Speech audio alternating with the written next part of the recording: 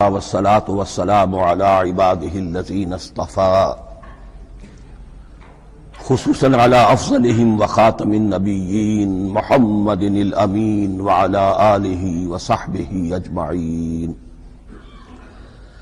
أما بعد فأعوذ بالله من الشيطان الرجيم. بسم الله الرحمن الرحيم. الحمد لله رب العالمين الرحمن الرحيم مالك يوم الدين إياك نعبد وإياك نستعين اهدنا الصراط المستقيم صراط الذين أنعمت عليهم غير المغضوب عليهم ولا الضالين آمين. رب اشرح لي صدري ويسر لي امري واحلل عقدة من لساني يفقهوا قولي. اللهم ربنا الهمنا رشدنا واعذنا من شرور انفسنا. اللهم ارنا الحق حقا وارزقنا اتباعه وارنا الباطل باطلا وارزقنا اجتنابه. اللهم ربنا يسر لنا امورنا كلها واتمم لنا بالخير وتقبل منا فإنك خير المتقبلين آمین یا رب العالمین. معزز حاضرین اور محترم خواتین، ہم اللہ کے نام سے اس سال کی نماز تراویح کے ساتھ دورہ ترجمہ قرآن کا آغاز کر رہے ہیں. اس سے پہلے میں عرض کر چکا ہوں کہ اب میری عمر بھی کافی ہو چکی ہے، قمری حساب سے 68 برس مکمل ہو چکے ہیں، اور مختلف قسم کے عوارض بھی مجھے لاحق ہیں، اور بہت سے احباب نے اور رفقاء نے مشورہ دیا تھا کہ میں اتنا بڑا بوجھ اپنے ذمے نہ لوں، لیکن میں نے خالصتاً توکلاً علی اللہ اس کی ہمت کی، اس کا ارادہ کیا، اس کے لیے اہتمام بھی خصوصاً ہوا ہے. مجھے اندازہ ہے کہ اب میرے خیالات کی جو رو ہے وہ اب اتنی تیز نہیں ہے جتنی کبھی ہوا کرتی تھی. کراس ریفرنسز بھی جو ہیں قرآن حکیم کے وہ اتنے مستحضر نہیں ہیں جتنے کبھی ہوتے تھے، بلکہ واقعہ یہ ہے کہ میری زبان بھی بعض اوقات لڑکھڑاتی ہے، اس لیے کہ مجھے جو ادویات استعمال کرنی پڑتی ہیں ان کا اعصاب پر بھی اثر ہوتا ہے، اور جو ہمارے اعضائے رئیسہ ہیں ان پر بھی اثر ہوتا ہے. بہرحال ان سب کے علی الرغم اللہ کا نام لے کر آغاز کر رہے ہیں.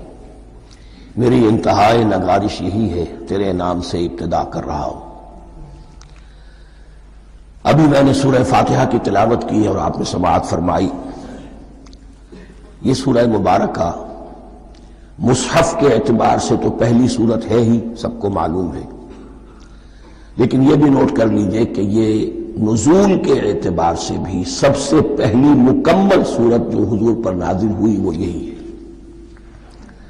اس سے قبل متفرق آیات نازل ہوئی، 5 آیتیں سورہ علق کے آغاز میں، کچھ آیتیں سورہ قلم یا سورہ نون کے آغاز میں، کچھ آیتیں سورہ مزمل کی ابتدا کی، کچھ آیتیں سورہ مدثر کے آغاز کی. 5ویں وحی تقریباً اس پر اجماع ہے کہ یہ سورۃ الفاتحہ کی ہے، اور یہ مکمل سورت ہے جو حضور پر نازل ہوئی.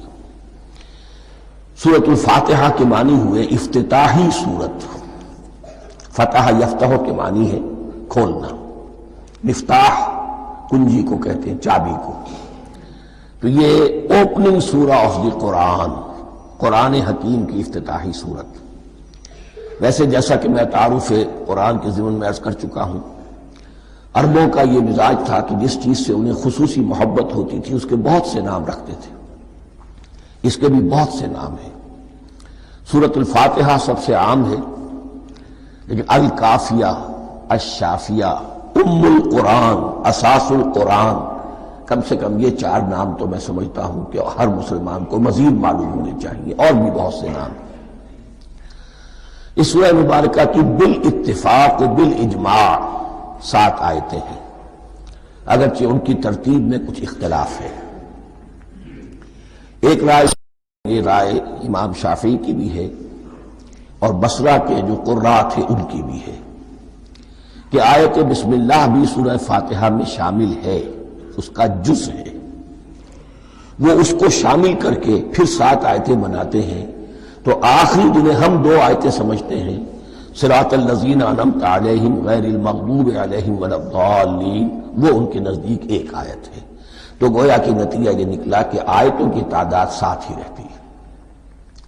امام ابو حنیفہ رحمۃ اللہ علیہ کا موقف اور کوفے کے جو قراء تھے ان کا بھی موقف یہ ہے کہ آیت بسم اللہ نہ سورہ فاتحہ کا جز ہے نہ کسی اور سورت کا جز ہے، سوائے ایک مقام پر جہاں حضرت سلیمان علیہ السلام کا خط جو ہے نقل ہوا ہے، جنہوں نے ملکہ سما کو لکھا تھا انہ من سلیمان و انہ بسم اللہ الرحمن الرحیم، تو قرآن کے متن میں صرف اسی جگہ پر یہ آیت شامل سمجھتے ہیں، باقی یہ صرف علامت کے طور پر کہ یہاں سے ایک نئی سورت شروع ہو رہی ہے درج کی گئی ہے۔ اس سورہ مبارکہ کو الصلاح قرار دیا گیا ایک حدیث میں، اس کا جو اسلوب ہے وہ دعا کا ہے، اور دعا کے ساتھ اس کی جو مناسبت ہے اور پھر اسی کی وجہ سے ہماری نماز کا یہ جزو لا ینفک بنا دیا گیا، بلکہ ایک حدیث جو میں آپ کو سناؤں گا اس میں اسی کو نماز قرار دیا گیا، الصلاح یہی ہے۔ ویسے وہ حدیث مبارک موجود ہے من لم یقرأ بفاتحۃ الکتاب لا صلاۃ لمن لم یقرأ بفاتحۃ الکتاب، جو شخص سورہ فاتحہ کی تلاوت نہیں کرتا اس کی کوئی نماز نہیں۔ اس کے حوالے سے بھی ہمارے ہاں 2 مسلک ہیں، ذکر صرف اس لیے کر رہا ہوں کہ آپ کے علم میں ہو، ان میں کوئی بنیادی فرق نہیں ہے، کسی بھی ایک رائے کا انسان قائل اور حامل ہو سکتا ہے بغیر اس کے کہ دوسرے کو بالکل غلط قرار دے، بلکہ یہ کہ اس کے لیے بھی گنجائش اپنے ذہن میں اور اپنے دل میں رکھے۔ تو ایک رائے یہ ہے کہ یہ میں کیا عرض کر رہا تھا کوئی بھول گیا ہوں،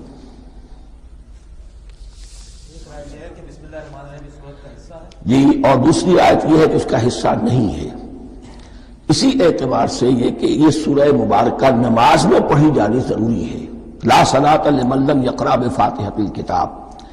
البتہ یہ اختلاف ہے، یہ بات جو میں ذکر کر رہا تھا جو ذہن سے نکل گئی، کہ آیا مقتدی جو ہے امام کے پیچھے کھڑا ہو کر جب نماز پڑھ رہا ہو تو کیا اس صورت میں بھی اس کے لیے لازم ہے کہ سورہ فاتحہ پڑھے؟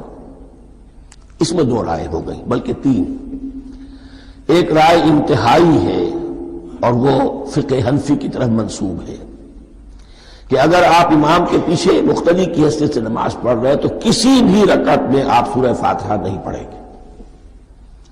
ایک دوسری بالکل برعکس رائے ہے، وہ امام شافعی رحمۃ اللہ علیہ کی ہے کہ ہر حالت میں چاہے امام جہری رکعت پڑھا رہا ہو جس میں وہ بلند آواز سے سورہ فاتحہ پڑھ رہا ہو، اور چاہے وہ سری رکعت ہو، ہر حالت میں مقتدی کو بھی پڑھنی ہے۔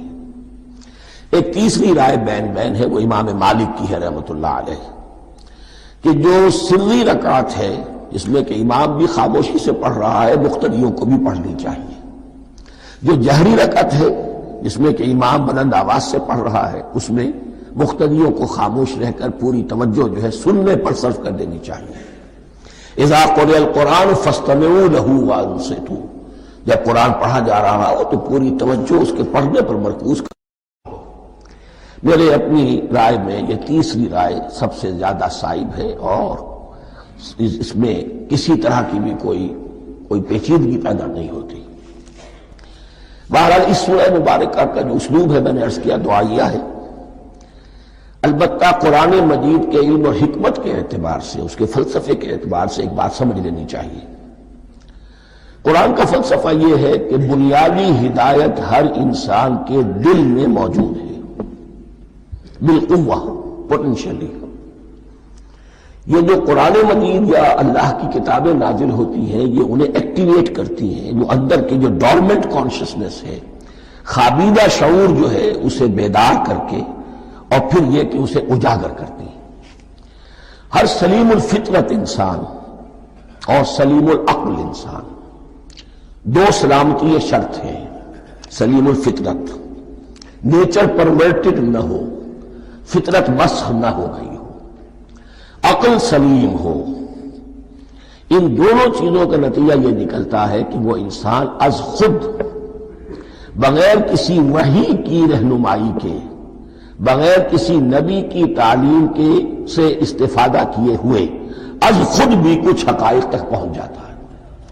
اور وہ حقائق کیا ہے؟ نمبر ایک یہ کہ اس کائنات کا ایک خالق ہے، وہ ایک ہے، اور وہ تمام صفات کمال سے متصف ہے۔ نمبر دو یہ کہ انسان کی زندگی صرف یہ زندگی نہیں ہے، بلکہ ایک اور زندگی ہے کہ جس میں اس زندگی کے اعمال کے نتائج برآمد ہوں گے۔ یہ دو باتیں، اس کی زیادہ وضاحت کے ساتھ جو ہے اس کا تذکرہ آئے گا سورہ لقمان میں، جہاں حضرت لقمان کی شخصیت کا تذکرہ ہے۔ لیکن یہاں صرف یہ بات سمجھ لیجئے کہ قرآن کا فلسفہ یہ ہے کہ ہر انسان میں، ہر فرد نوع بشر میں جو اپنی ولادت کے وقت مسلم ہوتا ہے، حضور کی حدیث ہے کل مولود یولد علی الفطرہ ابواہ یحودانہ او ینصرانہ او یمجسانہ، ہر بچہ نوع انسانی کا فطرت اسلام پر پیدا ہوتا ہے، وہ فطرت کے اندر وہ ہدایت ودیت ہے۔ اب اگر وہ فطرت بس نہیں ہوئی اور عقل جو ہے وہ صحیح رخ پر کام کر رہی ہے تو ان دو حقائق تک وہ انسان خود پہنچ جائے گا۔ لیکن ان دونوں حقائق تک پہنچنے کے بعد اب وہ دست بستہ دعا کرے گا کہ اے رب اب مزید ہدایت تو مجھے عطا فرما۔ ایک تو یہ کہ میں کیا کروں کیا نہ کروں، میری عقل اس میں ٹھوکر کھا سکتی ہے، میں کسی اچھی چیز کو بری سمجھ سکتا ہوں، کسی بری کو اچھی سمجھ سکتا ہوں، تو مجھے صحیح راستہ، صحیح راہ ہدایت پر چلا۔ یہ دعا ہے جو انسان کرتا ہے جبکہ وہ ایمان باللہ اور ایمان بالآخرہ تک خود پہنچ چکا ہوتا ہے، اور یہ سمجھتا ہے کہ صحیح زندگی کا رخ یہی ہے کہ جس رب کو میں نے پہچانا ہے کہ وہ اس کائنات کا خالق ہے اور مالک ہے اور رب ہے، میں اس کی بندگی کروں، اس کی اطاعت کروں، اس کا حکم مانوں، اس کے راستے پر چلوں۔ لیکن وہ راستہ کون سا ہے؟ اس کے لیے پھر دست بدعا ہوتا ہے کہ پروردگار تو میری رہنمائی فرما۔ یہ مقام ہے کہ جہاں آپ سمجھ لیجئے اپنے آپ کو بھی آج اس جگہ پر تصور کرتے ہوئے پھر اس سورہ مبارکہ کو پڑھیے کہ آپ اس مقام پر اللہ کے فضل و کرم سے پہنچ چکے ہیں کہ اللہ کو آپ نے پہچان لیا اور اس کی توحید کو جان لیا، اس کی جملہ صفات کمال سے آپ واقف ہو گئے۔ آپ یہ بھی جان گئے کہ بڑھ کر اس کے حضور میں حاضر ہونا ہے اور وہ حساب کتاب لے گا۔ پھر آپ نے یہ عہد بھی کر لیا کہ اب زندگی گزارنی ہے اس رب کی بندگی میں، اسی کی فرما برداری میں۔ اب یہاں کھڑے ہو کر آپ پوچھتے ہیں کہ اللہ مجھے وہ تفصیلی ہدایت عطا فرما، ایسا نہ ہو کہ کبھی میں کسی راستے پر چلتا ہوا کسی پگڈنڈی پر مڑ جاؤں اور وہ تھوڑی سی جو ڈیویشن ہو میرے راستے کی وہ میری عاقبت کو برباد کر دے۔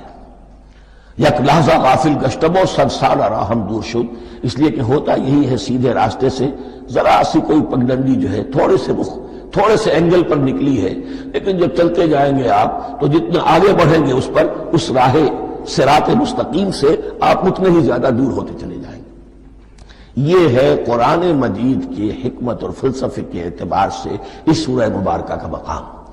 اب آئیے ہم بسم اللہ کرتے ہیں۔ بسم اللہ الرحمن الرحیم، شروع کرتا ہوں میں اللہ کے نام سے جو رحمان اور رحیم ہے۔ اس پر کچھ گفتگو ہو چکی ہے تعارف قرآن کے ضمن میں کہ رحمان اور رحیم دو نام ہیں کہ جو رحمت کے مادے سے نکلتے ہیں۔ رحمان میں اللہ تعالیٰ کی رحمت کا جوش، ہیجانی کیفیت، طوفانی کیفیت، اور رحیم میں اللہ تعالیٰ کی رحمت کا دوام اور تسلسل۔ یہ دونوں کیفیات اللہ کی رحمت میں بیک وقت موجود ہیں، جس کا ہم تصور نہیں کر سکتے۔ ہم سمندر کو دیکھتے ہیں، متلاطم سمندر ہے، اس میں ہیجان ہے، طوفان ہے۔ دریا کو دیکھتے ہیں کہ وہ سکون کے ساتھ چل رہا ہے، خاموشی سے چل رہا ہے، بہہ رہا ہے، بس تسلسل کے ساتھ بہہ رہا ہے۔ ہم ان دونوں کیفیات کو علیحدہ علیحدہ دیکھتے ہیں تو ہمارا ذہن ان دونوں کو بیک وقت اس کا تصور نہیں کر سکتا، تخیل ممکن نہیں۔ لیکن اللہ کی رحمت کی یہ دونوں شانیں مستقلاً ہر وقت موجود ہے، بیک وقت، اسی لیے ان دونوں کے درمیان کہیں حرف عطف نہیں آئے گا۔ بسم اللہ الرحمن الرحیم، الحمدللہ رب العالمین۔ کل حمد، اور حمد کو ذہن میں رکھ لیجئے، حمد مساوی ہے تعریف جمع شکر۔ عام طور پر ترجموں میں ایک لفظ لایا جاتا ہے، کل تعریف اللہ کے لیے، یہ کافی نہیں ہے۔ تعریف آپ کسی شے کی کر سکتے ہیں جس میں کوئی حسن ہے، خوبی ہے، کسی بھی اعتبار سے، خواہ آپ کو اس کے حسن و خوبی سے کوئی فائدہ حاصل نہیں ہو رہا۔ ایک پھول ہے، بہت خوبصورت ہے، بس ٹھیک ہے، خوبصورت ہے، آپ نے کہا، تعریف کر دی۔ شکر کرتے ہیں آپ اس شے کا جس سے آپ کو کوئی فائدہ پہنچا ہو، استفادہ ہوا ہو، آپ کی کوئی ضرورت پوری ہوئی ہو، آپ کی کوئی مشکل دفع ہوئی ہو۔ اور آپ دیکھیں گے کہ حمد میں یہ شکر کا پہلو غالب ہے۔ جتنی بھی دعائیں ہیں حضور سے منقول، شکر کے مقام پر وہاں حمد آتا ہے۔ بھوک لگی ہوئی تھی، کھانا کھایا، الحمدللہ الذی اطعمنی وسقانی۔ اب یہاں دیکھیے ترجمہ تعریف نہیں، شکر ہے اس اللہ کا جس نے مجھے کھلایا اور پلایا۔ آپ بیت الخلاء سے باہر آئے، نجاستیں آپ سے دور ہو گئیں، طبیعت میں انشراح ہوا، الحمدللہ الذی اذھب عنی الاذی وعافانی۔ وہ شکر ہے اس اللہ کا جس نے اذیت بخش چیزیں مجھ سے دور کر دی اور مجھے عافیت بخشی۔ تو یہ الحمدللہ رب العالمین، اللہ تعالیٰ کا حسن و کمال اور حسن و جمال اپنی جگہ بھی اس انتہا کا ہے کہ جتنی تعریف اس کا حق ہے ہم کر ہی نہیں سکتے، لیکن اس کے احسانات اور انعامات ہم پر اتنے ہیں کہ ہم ان کو بھی گن نہیں سکتے۔ لہذا ایک ہی احساء ہم نے کر دیا الف لام کے ساتھ، الحمدللہ رب العالمین۔ تمام تعریفیں اور کل شکر اللہ کے لیے ہیں کہ جو تمام جہانوں کا پروردگار ہے، رب ہے، مالک ہے۔ رب میں ایک مفہوم ہوتا ہے ربوبیت کا، اور اس میں مفہوم شامل ہوتا ہے تربیت کا، ربیانی صغیرہ۔ تو مالک ہونا اور تربیت دینا، آپ جس شے کے مالک ہوں گے آپ چاہیں گے اس میں بڑھوتری ہو، اس میں اضافہ ہو، وہ نشو و نما پائے۔ تو یہ دونوں چیزیں آپس میں ایک دوسرے کا جڑی ہوئی ہیں، پروردگار بھی اور مالک بھی۔ عام طور پر عربی میں رب کا لفظ مالک کے لیے آتا ہے، رب البیت، رب الدار، رب المال۔ تو معلوم وہاں پر ظاہر بات ہے کہ اس سے مراد کیا ہے، مال والا، گھر والا، گھر کا مالک۔ تو کل شکر اور کل تعریف اس اللہ کے لیے ہے جو تمام جہانوں کا مالک بھی ہے اور پروردگار بھی ہے۔ الرحمن الرحیم، رحمان ہے اور رحیم ہے۔ اب دوبارہ اس کی میں وضاحت نہیں کروں گا۔ مالک یوم الدین، یوم دین کا مختار مطلق ہے۔ دین عربی زبان میں کہتے ہیں بدلے کو، دناہم کما دانو کما تدینو تو دانو، یہ کہاوت ہے۔ جیسے اردو میں ہم کہتے ہیں جیسا کرو گے ویسا بھرو گے، کما تدینو تو دانو، تو یہ ہے بدلہ۔ اس کا بنیادی مفہوم جو ہے وہ بدلہ ہے۔ تو بدلے کا ایک دن ہے جس دن فیصلہ ہوگا کہ کون کیا کما کر لایا ہے، اسے کیا بدلہ ملنا چاہیے۔ آیا اس کا برائیوں کا پلڑا بھاری ہے کہ اسے سزا ملنی چاہیے، یا اس کی حسنات اور نیکیوں کا پلڑا بھاری ہے کہ اسے جزا ملنی چاہیے، اس کا انعام اور اکرام کے ساتھ معاملہ کیا جانا چاہیے۔ وہ ایک دن ہے، اسے ہم یوم القیامہ کہتے ہیں۔ اور لیکن اصل بات جو یہاں کہی گئی، یعنی ایک جملے میں تین باتوں کا اعتراف ہو رہا ہے۔ بعث بعد الموت، ایک دن آئے گا کہ ہم مرنے کے بعد تمام انسان اٹھا لیے جائیں گے، پھر حساب و کتاب، پھر اللہ کے ہاں حاضری ہوگی اور حساب کتاب ہوگا۔ اور تیسرا یہ کہ اس حساب کتاب کے دن کا مختار مطلق اللہ ہے، یعنی کسی اور کو اپنے ذہن میں سہارا بنا کر آپ زندگی گزاریں کہ وہ مجھے چھڑا لے گا، یا وہ ہستی جو ہے اتنی زوردار ہے کہ وہ مجھے بچا لے گی، اس سے اپنے دل کو، اپنے ذہن کو بالکل پاک کر لیجئے۔ مالک یوم الدین، ایک دوسری جگہ پر قرآن میں آیا ہے، اس روز کوئی پکارنے والا پکارے گا، لمن الملک اليوم للہ الواحد القہار، آج کے دن کس کا اختیار مطلق ہے؟ اور پھر کہا جائے گا اللہ کے لیے، الواحد قہار، جو پوری طرح چھایا ہوا ہے، مستولی ہے۔ تو مالک یوم الدین، جو جزا و سزا کے دن کا مالک ہے۔ اب یہاں سے کلام ایک رخ بدل رہا ہے۔ ابھی تک تو یہ غائبانہ انداز میں کلام ہو رہا ہے، اللہ سے خطاب نہیں آیا اس میں ابھی۔ الحمدللہ رب العالمین الرحمن الرحیم مالک یوم الدین، اب خطاب ہے، ایاک نعبد و ایاک نستعین، ہم صرف تیری ہی بندگی کرتے ہیں اور کریں گے، اور ہم صرف تجھ ہی سے مدد مانگتے ہیں اور مانگیں گے۔ یہ ترجمہ میں کیوں کر رہا ہوں کہ یہ فعل مضارع ہے۔ عربی زبان میں فعل مضارع حال اور مستقبل دونوں کو کور کرتا ہے۔ کا جو ہے مفعول فاعلی جو ہے، مفعول جو ہے اس میں ضمیر مفعولی اسے پہلے لا کر حشر کا مضمون پیدا ہو گیا۔ ہم تیری بندگی کرتے ہیں نہیں، ہم تیری ہی بندگی کرتے ہیں اور کریں گے۔ حال میں ترجمہ کیجئے تو یہ اظہار حال ہے، اور مستقبل میں ترجمہ کیجئے تو ایک عہد ہے، قول و قرار ہے، بہت بڑا معاہدہ ہے۔ وَإِيَّاكَ نَسْتَعِينُ، اور صرف تجھ ہی سے مدد مانگتے ہیں اور مانگیں گے۔ اس میں بھی حال کا ترجمہ اظہار حال، اللہ کرے کہ واقعی ہمارا حال وہی ہو، جب ہم یہ الفاظ کہتے ہیں تو واقعتاً ہم اس پر پورے اتر رہے ہوں کہ اسی کی بندگی کر رہے ہوں اور اسی سے ساری استعانت اور استمداد کر رہے ہوں۔ جہاں تک مستقبل کا تعلق ہے وہ پھر ایک عہد ہے۔ اہدنا الصراط المستقیم، یہ مقام وہ آ گیا کہ یہاں تک تو ہے پروردگار ہم پہنچ گئے، تیرے فضل سے، تیرے کرم سے۔ فطرت سلیمہ بھی تیری عطا کردہ تھی، عقل سلیم بھی تیری ودیعت کردہ تھی، ان دونوں کی روشنی سے ہم یہاں تک تو پہنچ گئے۔ اب ہماری جو ضرورت ہے، احتیاج ہے، وہ کیا ہے؟ اہدنا الصراط المستقیم، ہدایت بخش ہمیں سیدھے راستے کی۔ یہاں دو باتیں سمجھ لیجئے۔ انفرادی سطح پر انسان کے لیے نہ معلوم کتنے مرحلے آتے ہیں ہر روز کہ جس میں وہ ایک چھٹک کر کھڑا ہو جاتا ہے، یہ کروں یا یہ کروں، دو آلٹرنیٹو سامنے آ رہے ہیں، فیصلہ کرنا مشکل ہو رہا ہے، قدم قدم پر ہدایت کی ضرورت ہے۔ اور اجتماعی طور پر نوع انسانی تین بڑے بڑے تمدنی مسائل میں واقعہ یہ ہے کہ تسلیم کر لیا جانا چاہیے کہ عقل انسانی اس کو راستہ نہیں دکھا سکتی۔ عام معاشرتی سطح پر مرد اور عورت کے درمیان حقوق اور اختیارات کا کیا توازن ہو، ناممکن ہے، انسان طے نہیں کر سکتا۔ انسان یا مرد ہے یا عورت ہے۔ عورت سوچے گی اپنے لحاظ، اپنے جذبات کا، اپنے خیالات کا لحاظ رکھے گی، مرد کے جذبات و احساسات کا اسے کوئی اس کا کوئی تصور ہی ممکن نہیں۔ مرد سوچے گا اسے اپنے احساسات معلوم ہے، لیکن یہ کہ عورت کے احساسات سے وہ نابلد ہے، ان کو محسوس کر ہی نہیں سکتا۔ لا محالہ وہ اپنے بارے میں وہ جو بھی نظام بنائے گا اس میں وہ اپنی بالادستی رکھے گا۔ وہ تو ایک ہی ہستی ہو سکتی ہے کہ جو دونوں کی خالق ہے، مرد کی بھی عورت کی بھی، اور اس کو دونوں سے محبت ہے، دونوں کا خیر خواہ ہے، دونوں کا رب ہے، دونوں کو پروان چڑھانا چاہتا ہے۔ اسی طرح فرد اور معاشرہ یا ریاست، حکومت اور ریاست ہمیشہ یہ چاہتی ہے کہ سارے اختیارات ہمارے ہاتھ میں آ جائیں، ٹوٹلیٹیرین سوسائٹی ہو، بس ہم حکم دیں اور لوگ اس پر چلیں۔ افراد یہ چاہتے نہیں، ہمیں آزادی ہونی چاہیے۔ اب آپ دیکھیے کہ دنیا میں کتنے جھگڑے چلتے ہیں اسی پر، فریڈم فریڈم فریڈم۔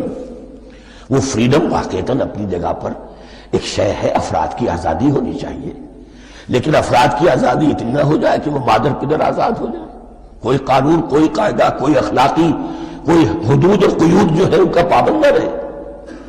تو اب کہاں ہے وہ نقطہ اعتدال کہ جس میں انسان کی انفرادی آزادی، انفرادی اختیار اور ادھر اجتماعی مصلحتیں جو ہیں ان کو بیلنس کیا جا سکے؟ انسان طے نہیں کر سکتا، صرف اللہ ہی اس کے لیے نظام دے سکتا ہے۔ تیسرا مسئلہ ہے سرمایہ اور محنت، اس میں کیا توازن ہو؟ سرمایہ اور محنت دونوں مل کر کچھ بنا رہے ہیں، کچھ پروڈیوس کر رہے ہیں۔ اب اس میں نفع جو ہوا ہے اس میں سرمایہ کا کتنا حصہ ہونا چاہیے اور لیبر کا کتنا ہونا چاہیے، کون طے کر سکتا؟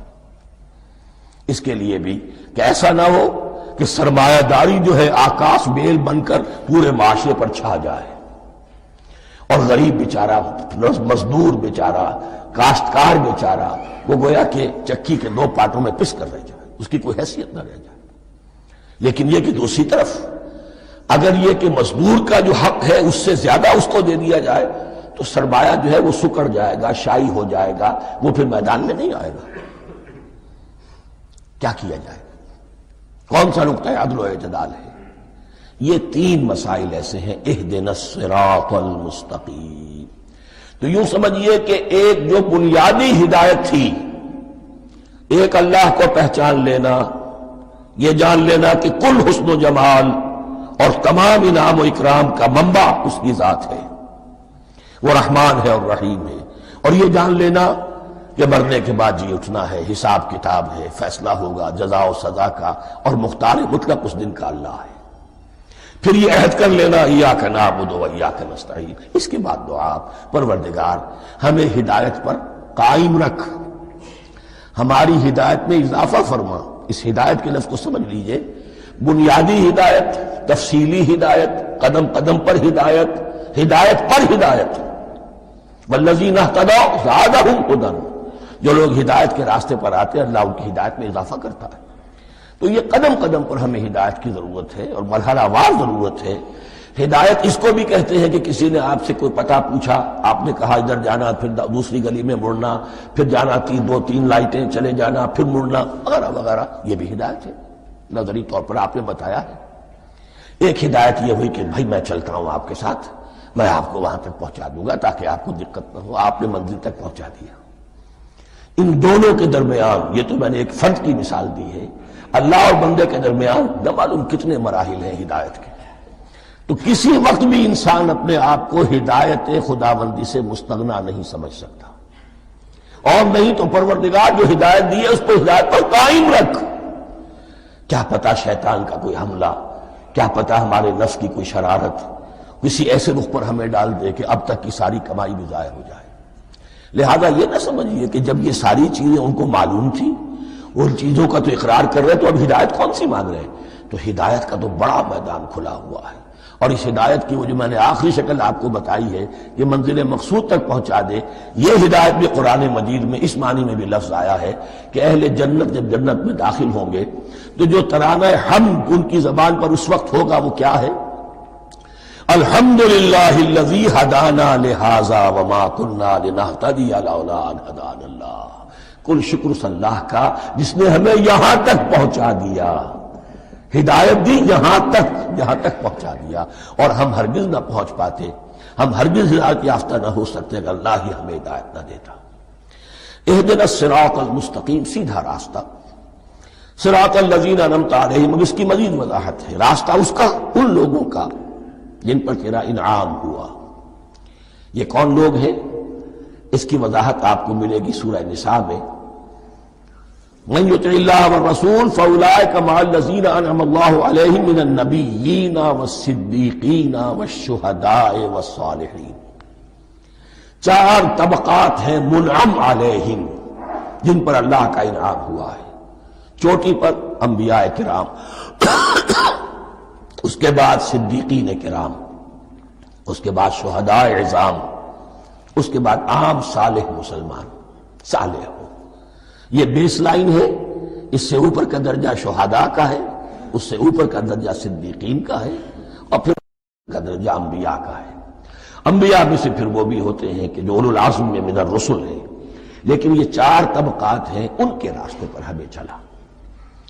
غیر المغضوب علیہم ولا الضالین، جو مغضوب علیہم نہیں ہوئے، جن پر تیرا غضب نہیں ہوا، اور غضب ہوتا ہے ان پر کہ جو ہدایت کے واضح ہونے کے بعد ہدایت کو ترک کر دیں، وہ ہے مغضوب علیہم۔ جنہیں ہدایت مل گئی ہو، ہدایت کو پہچان لیا ہو، پھر اپنی شرارت نفس کی وجہ سے، اپنی نفسانیت کی وجہ سے، اپنے تکبر کی وجہ سے، اپنے حسد کی وجہ سے وہ اس حق کو رد کر دیں، اس کو ترک کر دیں، ان پر اللہ کا غضب آتا ہے۔ اور اس میں اس کی بہت بڑی مثال تاریخ کے اعتبار سے یہودی ہے۔ اللہ نے انہیں ہدایت دی، کتابیں عطا کی، تورات، انجیل، زبور، سینکڑوں نبی ان میں مبعوث کیے، 1400 برس تک نبوت کا تار ٹوٹا ہی نہیں، مسلسل۔ ابتدا میں بھی 2 نبی، موسیٰ اور ہارون، اور اختتام پر بھی 2 نبی، عیسیٰ اور یحییٰ علیہ السلام، اور ان کے مابین کوئی لمحہ نہیں آیا ہے تاریخ بنی اسرائیل میں جبکہ کوئی نہ کوئی نبی موجود نہ ہو۔ لیکن انہوں نے اپنی شرارت نفس کی وجہ سے ہدایت تورات سے بھی منہ موڑا، اور پھر سب سے بڑی بات یہ کہ ہدایت محمدی سے، ہدایت قرآنی سے بھی صلی اللہ علیہ وسلم منہ موڑا، وہ ہے مغضوب علیہم ولا الضالین، اور نہ ہی گمراہ ہوئے۔ یہ لفظ جو آتا ہے عربی زبان میں گمراہ کا بھی ہے اور تلاش حق میں بھٹکنے والے کا بھی ہے۔ ایک وہ شخص ہے جس پر حق ابھی واضح نہیں ہوا، وہ تلاش میں ہے، اس کے لیے بھی ضال کا لفظ آئے گا۔ اسی طرح کوئی شخص کسی کے عشق اور محبت میں ایسا ہو جائے، دیوانہ ہو جائے، اس کو بھی ضال کہتے ہیں، یعنی اس کے اوپر جذبات کا اتنا غلبہ ہو گیا ہے کسی کی محبت اور عشق کی بنا پر۔ تو حضور کے لیے یہ لفظ آیا ہے وَوَجَدَكَ ضَالًّا فَهَدَىٰ، اور یہ تو سورۃ الضحیٰ ہے، اکثر بیشتر لوگوں کو یاد ہوگی۔ تو یہ جو ضال کا لفظ ہے اس میں سمجھ لیجئے ضروری نہیں ہے کہ وہ گمراہ ہو، بلکہ وہ بھی کہ جو ابھی راہ ہدایت کی طلب میں اس کے حصول کے لیے اس کی تلاش میں کوشاں ہے، اور وہ بھی کہ جو کسی مغالطے کی وجہ سے حق سے منحرف ہو جائے۔ یہ بھی جان لیجئے کہ ایک ہے بدنیتی، تکبر، حسد، حق کو جان کر پہچان کر رد کر دینا یا چھوڑ دینا یا ترک کر دینا، ایک ہے کسی غلطی میں، کسی جذبات کے اندر آ کر، کسی غلو کے اندر مبتلا ہو کر اور حق سے منحرف ہو جانا۔ اس کی جو سب سے بڑی مثال ہے وہ نصارہ ہے، عیسائی ہے۔ حضرت مسیح کو انہوں نے مانا لیکن غلو کیا، یہ لفظ آئے گا آگے، لا تغلو فی دینکم، اپنے دین میں غلو نہ کرو۔ جیسے ہمارے ہاں بھی بعض لوگ ہیں جو حضور صلی اللہ علیہ وسلم کی تعریف میں، حضور صلی اللہ علیہ وسلم کے ساتھ اپنی محبت کے اظہار میں غلو کر جاتے ہیں۔ یہ انتہا درجے کو ہو گیا تھا حضرت مسیح علیہ السلام کے ماننے والوں میں، اور اس کی بنا پر انہوں نے تثلیث کا عقیدہ ایجاد کر لیا اور حضرت مسیح علیہ السلام کو اللہ کا بیٹا بنا دیا۔ تو اس کی سب سے بڑی مثال ضالین کی اس اعتبار سے کہ ہدایت پانے کے بعد کسی بدنیتی سے نہیں بلکہ کسی اچھے جذبے میں غلو کی وجہ سے رسول سے محبت کرنا تو اچھا جذبہ ہے، لیکن یہ محبت بھی ایک حد میں رہنی چاہیے۔ غلو کرے گی تو ظاہر بات ہے کہ اس کے بعد وہ گمراہی کی طرف لے جائے گی۔ تو یہ ہے اس سورہ مبارکہ کا ترجمہ، اور اس کے بعد آخر میں آمین کہنا یہ مسنون بھی ہے، کہنا چاہیے۔ البتہ اختلاف یہاں بھی صرف اتنا ہے کہ نماز میں جب آپ امام کے ساتھ ہیں، وہ اگر جہری قرات کر رہا ہے تو آیا اس کے بعد آپ کو بھی بالجہر کہنا ہے آمین یا نہیں کہنا، یہ اختلاف ہے، ان میں کوئی فرق واقع نہیں ہوتا۔ یہ چیز متفق علیہ کہ کہنا ہے آمین، بلکہ یہ آمین تو یہودیوں میں ہے، یہ آمین جو ہے یہ عیسائیوں میں بھی ہے، ان کی بھی جو پریئر لارڈس پریئر ہے اس کے بعد آمین، وہ آمین کہتے ہیں، وہ فرق، وہ لفظ ایک ہی ہے۔ اس لیے کہ عبرانی زبان اور عربی زبان، یا تو ہم یہ کہہ سکتے ہیں کہ دونوں بہنیں ہیں، کوئی ایک مشترک زبان تھی ان کی ماں جس کی یہ دو بیٹیاں ہیں، اور یا یہ کہنا پڑے گا کہ عربی زبان کی ماں جو ہے وہ عبرانی زبان ہے۔ بہرحال بڑا قریبی رشتہ عربی کا اور عبرانی کا ہے، اس اعتبار سے وہ آمین۔ اب آپ کو معلوم ہے ہم السلام علیکم وہ کہتے ہیں، وہ سلام کہتے ہیں، فرق کیا ہے؟ وہ تو تلفظ کا فرق ہے۔ اسی طریقے سے اور بہت سے الفاظ ہیں، میں بعد میں بتا۔ اب میں اس سورہ مبارکہ کے بارے میں خاص حدیث آپ کو سنانا چاہتا ہوں، اور اسی سے در حقیقت جو امام ابو حنیفہ کا موقف ہے رحمۃ اللہ علیہ، اس کی حقانیت مزید مبرہن ہو جائے گی۔ یعنی کیا کہ آیت بسم اللہ سورہ فاتحہ کا جز نہیں ہے، سورہ فاتحہ الحمدللہ رب العالمین سے شروع ہوتی ہے۔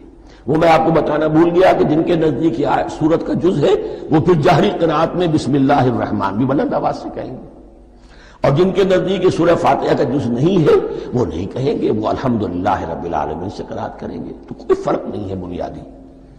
یہ حدیث جو ہے یہ مسلم شریف میں ہے اور حدیث قدسی ہے، اس کے راوی حضرت ابو ہریرہ ہے رضی اللہ تعالی عنہ، اور اس حدیث نے اس سورت کے مضامین کا نہایت عمدہ تجزیہ کر دیا ہے۔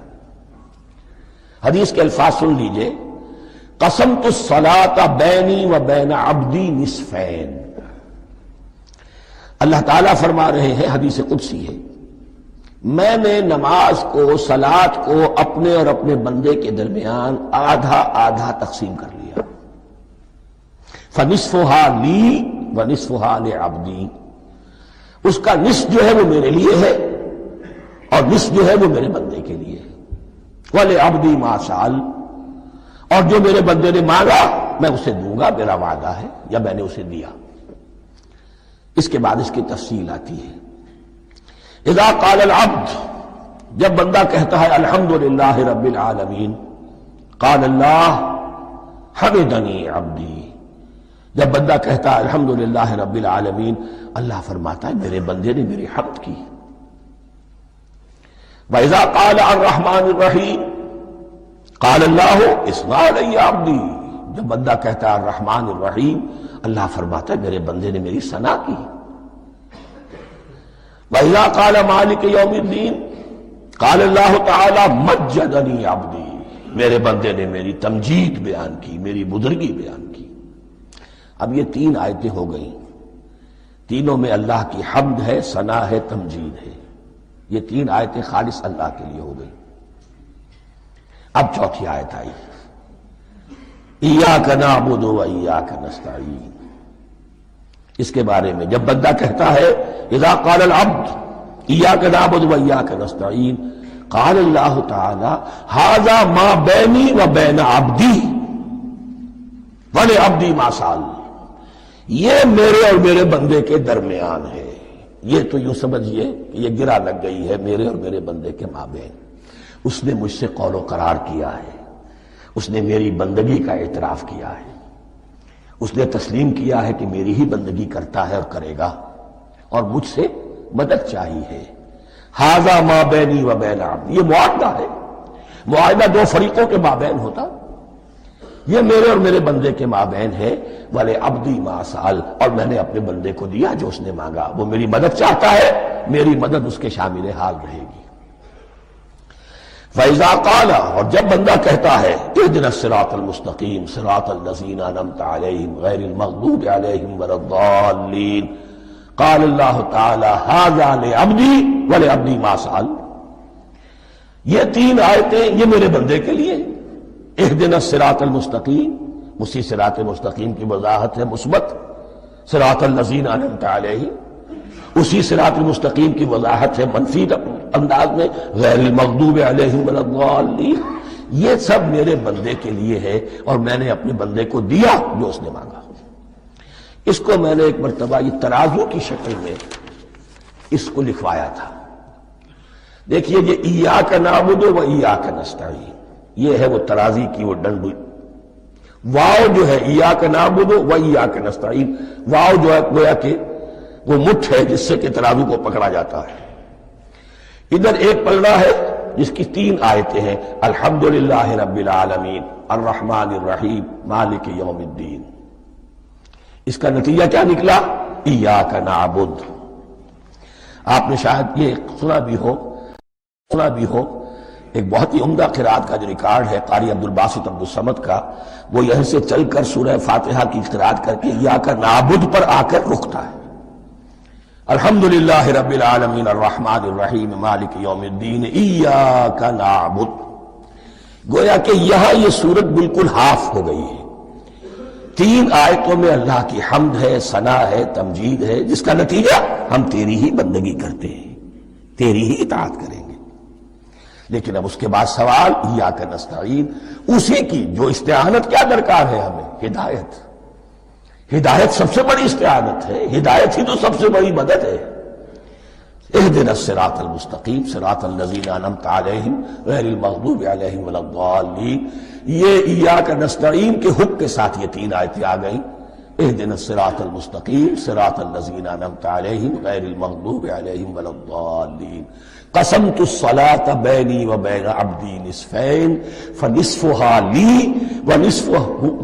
ونصفها لعبدی ولعبدی ما سأل۔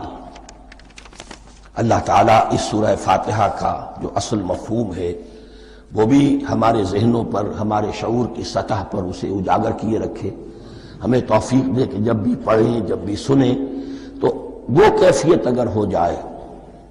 اس لیے کہ ایک حدیث ہے کہ الصلاۃ معراج المومنین، نماز تو اہل ایمان کے حق میں معراج کے درجے میں ہے۔ اس حوالے سے ہم یہ سمجھ سکتے ہیں کہ کوئی وقت ایسا آ سکتا ہے کہ انسان کو واقعتاً، روح انسانی واقعتاً اللہ کے یہ جواب سنے۔ انہونی بات نہیں ہے یہ، ہوتا ہے خطاب آخر، اٹھتا ہے حجاب آخر، کرتے ہیں خطاب آخر، یہ تو ہوتا ہے۔ مخاطبہ الہی، یہ تو میں نے عرض کیا کہ ثابت ہے، مخاطبہ، محادث اور تحدیث اللہ بندوں سے کلام کرتا ہے۔ اب آئیے بسم اللہ الرحمن الرحیم، اب یہ سورہ بقرہ شروع ہو رہی ہے۔ سورۃ البقرہ جو 286 آیات پر مشتمل ہے، تقریباً 2.5 پاروں پر پھیلی ہوئی ہے۔ ہر شخص جانتا ہے کہ یہ قرآن حکیم کی حجم کے اعتبار سے سب سے بڑی سورت ہے، لیکن یہ معاملہ صرف حجم کا نہیں ہے۔ نبی اکرم صلی اللہ علیہ وسلم نے اسے سنام القرآن قرار دیا ہے۔ آپ نے فرمایا لکل شیء سنام، ہر چیز کی ایک چوٹی ہوتی ہے، جیسے اونٹ کا کوہان ہوتا ہے۔ وسنام القرآن البقرہ، سنام القرآن، قرآن کی چوٹی جو ہے وہ سورۃ البقرہ ہے۔ یہ نوٹ کر لیجئے جو میں نے کل آپ کو جو مختلف مکی اور مدنی صورتوں کے گروپوں کے بارے میں بتایا تھا کہ یہاں سے اب پہلی منزل بھی شروع ہو رہی ہے اور پہلا گروپ بھی شروع ہو رہا ہے، اور اس کے ساتھ جو اگلی صورت آئے گی وہ اس کا جوڑا ہے، سورہ آل عمران، جس کی سب سے نمایاں علامت یہ نوٹ کیجئے، یہ بھی الف لام میم سے شروع ہوئی، اگلی بھی الف لام میم سے شروع ہوگی۔ اس کے بعد دو صورتیں مدنی اور ہیں، لیکن ان دونوں میں نہ حروف مقطعات ہے نہ کوئی اور تمہیدی کلام ہے، براہ راست خطاب سورہ نساء میں یا ایھا الناس اور سورہ مائدہ میں یا ایھا الذین آمنوا، کوئی تمہیدی بات نہیں، کوئی حروف مقطعات نہیں، براہ راست خطاب۔ وہ ایک جوڑا ہے سورہ نساء اور سورہ مائدہ، اور یہ ایک جوڑا ہے سورہ بقرہ اور سورہ آل عمران۔ سورہ بقرہ اور سورہ آل عمران کو نبی اکرم صلی اللہ علیہ وسلم نے الزہراوین بھی قرار دیا ہے۔ زہرا کہتے ہیں بڑی روشن چیز کو، یہ حضرت فاطمہ رضی اللہ تعالی عنہا کے نام کے ساتھ آتا ہے، فاطمۃ الزہراء، تو زہرا بہت روشن دمکتی ہوئی شے۔ الزہراوین، یہ دو نہایت دمکتی ہوئی صورتیں ہیں جو قیامت کے دن دو بدریوں کی شکل میں ظاہر ہوں گی، حضور نے فرمایا، اور جو لوگ ان صورتوں سے محبت کرتے تھے ان پر سایہ کریں گی۔ اللہم ربنا اجعلنا منہم، ہمیں اللہ تعالیٰ ان میں شامل فرما دے۔ اس سورہ مبارکہ کو دو حصوں میں تقسیم سمجھیے۔ ویسے تو یہ کہ رکوع آئیں گے، پارے بھی بدلیں گے اس میں، لیکن حصے دو ہیں۔ پہلے حصے میں اصل روح سخن سابقہ امت مسلمہ سے ہے، یہود سے، بنی اسرائیل سے۔ دوسرے حصے میں اصل خطاب موجودہ امت مسلمہ سے ہے، امت محمد سے صلی اللہ علیہ وسلم۔ پہلے حصے میں 18 رکوع ہیں لیکن آیات 152 ہیں، دوسرے حصے میں 22 رکوع ہیں لیکن آیات 134 ہیں۔ گویا کہ اس سے آپ کو توازن نظر آئے گا کہ اگرچہ ادھر رکوع کی تعداد کم ہے 18 لیکن آیات کی تعداد زیادہ ہے 152، دوسرے حصے میں رکوعوں کی تعداد زیادہ ہے 22 لیکن آیات کی تعداد 134۔ اسی لیے اس کا ایک نام میں نے تجویز کیا ہے، وہ اس لیے تاکہ کچھ حقائق آپ کے ذہنوں میں ان ناموں کے حوالے سے بھی انشاءاللہ محفوظ ہو جائیں گے۔ سورۃ الامتین، دو امتوں کی سورت، اس لیے کہ تقریباً نصف اس کی ساری بحث جو ہے، مرکزی بحث، وہ سابقہ امت مسلمہ بنی اسرائیل، اور دوسرا نصف اس میں سارا خطاب وہ ہے موجودہ امت مسلمہ یعنی امت محمد صلی اللہ علیہ وسلم۔ اس کا جو پہلے 18 رکوع ہے یا پہلا حصہ ہے، اس کے اندر ڈویژن فردر ہوگی ورٹیکل، عمودی، پہلے 4 رکوع، پھر 10 رکوع، پھر 4 رکوع۔ لیکن جو 22 رکوع ہیں دوسرے حصے کے، دوسرے نصف کے، اس میں ڈویژن جو ہے جو ہاریزونٹل ہے، وہ افقی تقسیم ہے، عمودی نہیں، افقی۔ وہ میں بعد میں بیان کروں گا جب ہم وہاں پہنچ جائیں گے۔ ان کو پہلے سمجھ لیجئے، اس پہلے حصے کی جو تقسیم میں نے کی ہے، پہلے 4 رکوع، پھر 10 رکوع اور پھر 4 رکوع۔ پہلے 4 رکوع یوں سمجھیے کہ پورے قرآن مجید کے لیے اس کی حکمت اور فلسفے کا جو حصہ مکی قرآن میں بیان ہو چکا تھا اس کا خلاصہ ہے۔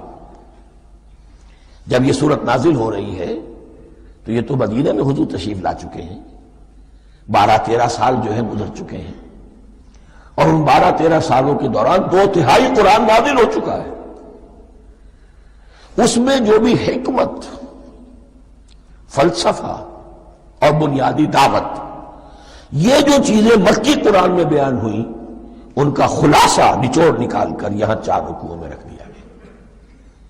اگرچہ ان میں بھی جب گہرائی میں آپ دیکھیں گے تو روح سخن جو ہے وہ بنی اسرائیل کی طرف ہے، وہ میں بعد میں عرض کروں گا، لیکن اضافی طور پر یہ سمجھ لیجئے کہ پورے مکی قرآن کے حکمت اور پیغام کا خلاصہ ان 4 رکوعوں میں۔ پھر 10 رکوع ہیں جن میں براہ راست خطاب ہے سابقہ امت مسلمہ، یا بنی اسرائیل۔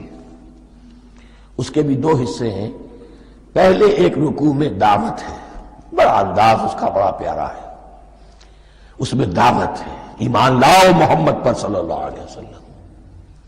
اور اس کے بعد 9 رکوع ہے ملامت کے، ملامت، تنقید، تم نے یہ کیا اور یہ کیا اور یہ کیا، ہم نے یہ احسان کیے، یہ احسان کیے، یہ احسان کیے، تم نے یہ ناشکری کی، یہ ناشکری کی، یہ ناشکری کی۔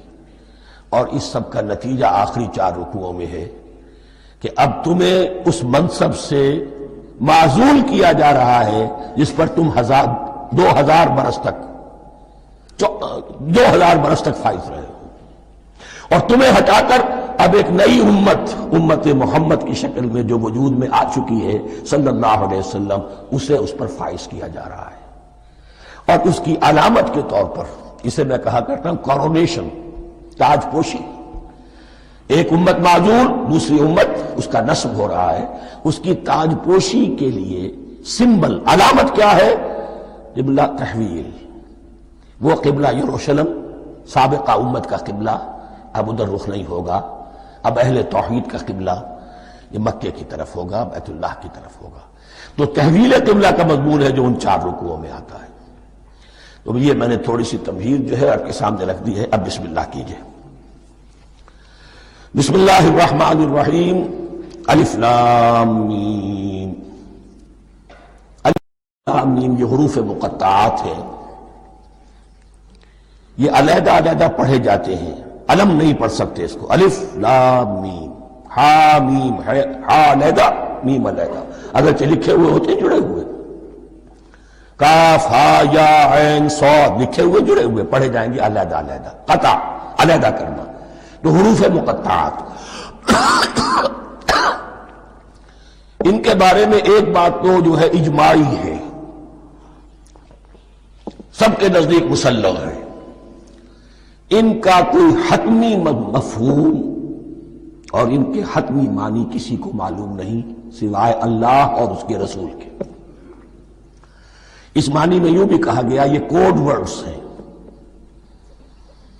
جیسے کہ کوئی میسیجز جو ہیں ادھر ادھر بھیجے جاتے ہیں، سیکرٹ میسیجز، تو کچھ کوڈ ورڈز ہوتے ہیں جس سے سمجھ میں آتا ہے کہ یہ بات واقعتاً صحیح سورس سے آ رہی ہے، اللہ عالم۔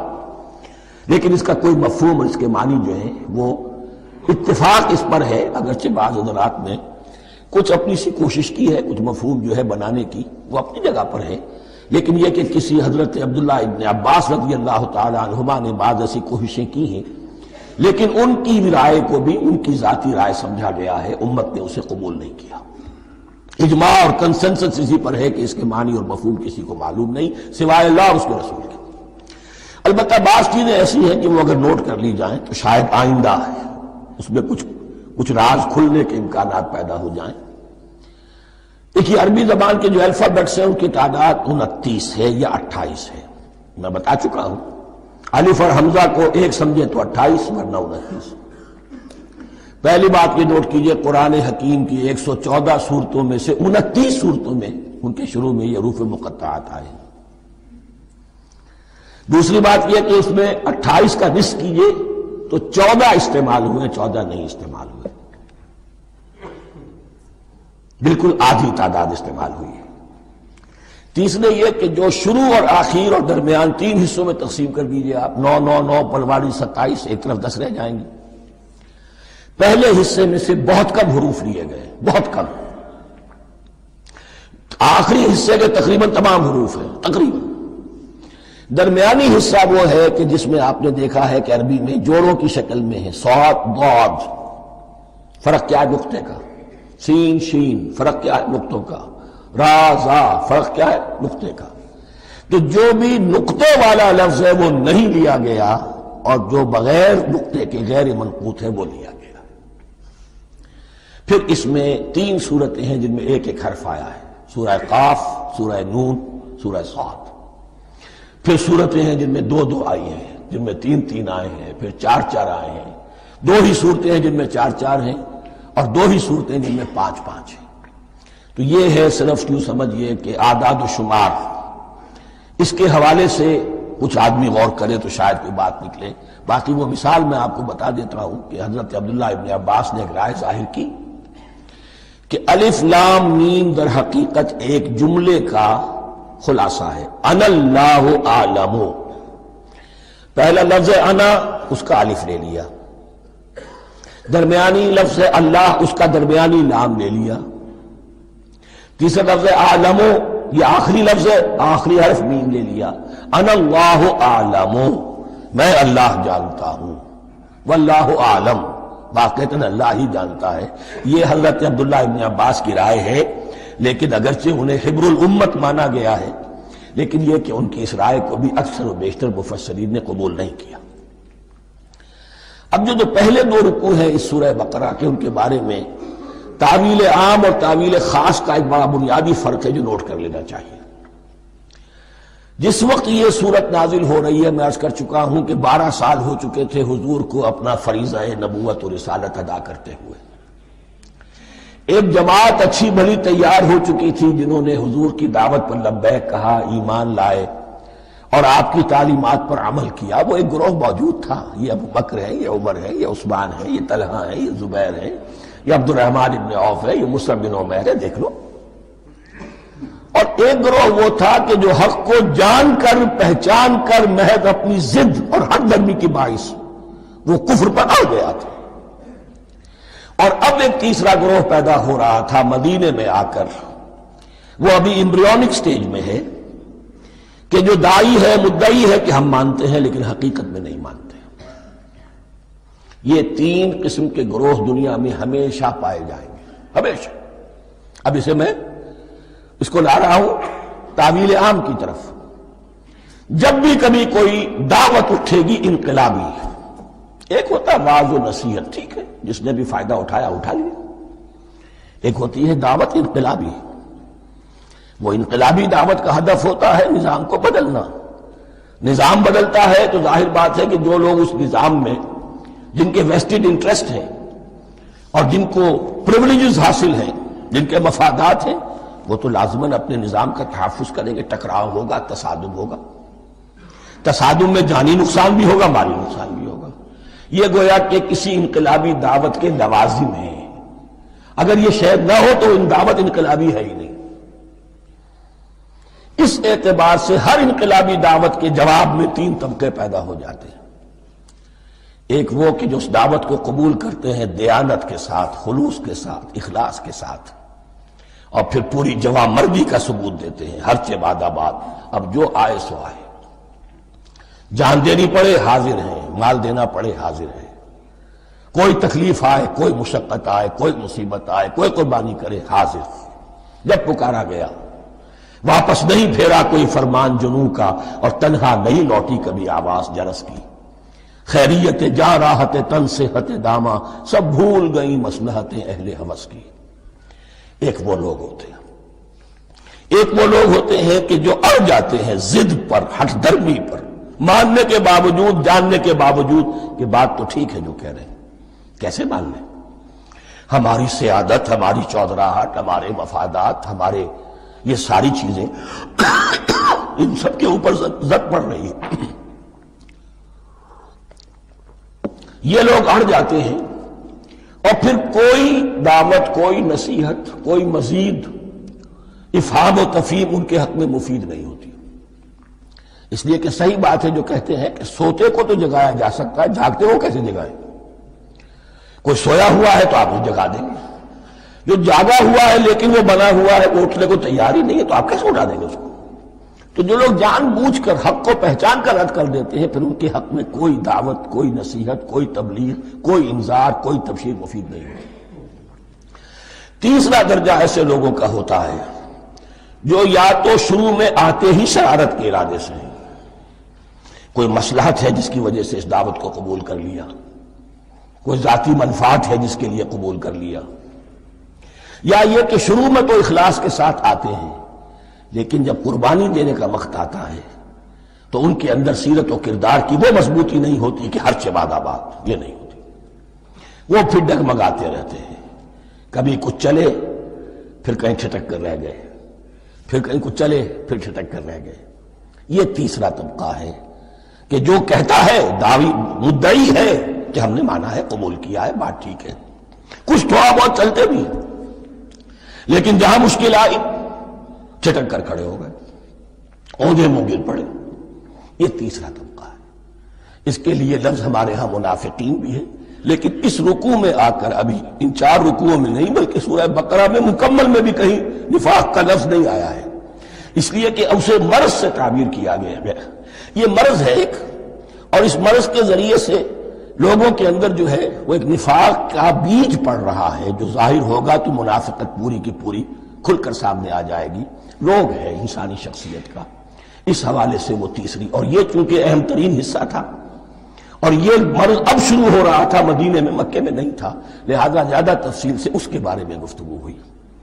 اب ان 2 رکنوں کا سلسلے وار مطالعہ انشاءاللہ اس دوسری نشست میں کریں گے۔ دوسری نشست سے مراد یہی ہے ابھی